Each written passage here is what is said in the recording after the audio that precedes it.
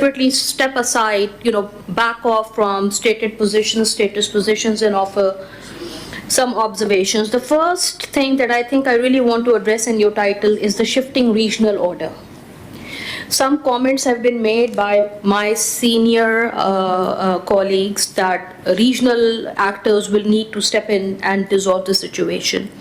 My respectful submission, sir, is that I have watched the Pakistan-India and the Pakistan-Afghanistan tracks my whole life.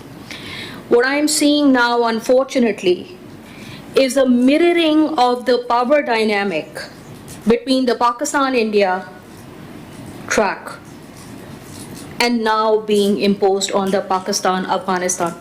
It's carefully selected word. It's a mirroring of the Pakistan-India power dynamic that we are seeing in the Pakistan-Afghanistan. The language and the issue is exactly the same: terrorism.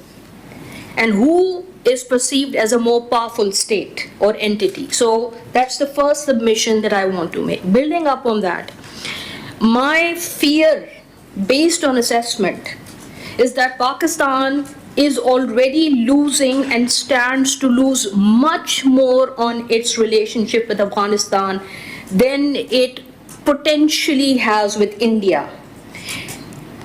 This, I say, when the Bretton Woods system has already in the last few years made the structural reorientation around regional fault lines. Pakistan is no longer I'm very happy that we have multilateral representatives sitting here for Moro Current. Pakistan is no longer part of the South Asia basket. It is part of MENAP. So how the finance is going to flow over the next few years? Pakistan has been put adjacent to Afghanistan, and my fear is that if we are going to mirror the same dynamic that we had with India, we have much, much more to lose at a time when we are severely cash strapped. The regional route was undertaken when Pakistan took the initiative of the Special Representative Office setting up. Pakistan was driving the regional actor engagement for solutions for Afghanistan. Sadly, in my assessment, Pakistan today stands in the cold, whereas all other regional players, whether it's China, whether it's Central Asian republics, whether it's Iran, whether it's Russia and India, they have established pragmatic, functionally cooperative relationships with Afghanistan. I think I was very happy to listen to Hamza's submissions and insight. I think Pakistan really needs to take a leaf from Central Asian republics on how they're conducting their business, and even Iran. And finally, on the regional situation, my fear is that whatever happens, whatever new detente is established with Iran by the United States, it will happen, the new detente. My fear is, if Pakistan does not secure a functional cooperative relationship with Afghanistan before that happens, we will continue to stand out in the cold and miss out on those strategic, commercial, financial, infrastructural opportunities that our economy needs. My last point, sir. When the US established its rapprochement dialogue with the communist China, it did so knowing that the Chinese state structure and political philosophy is completely opposite to the US.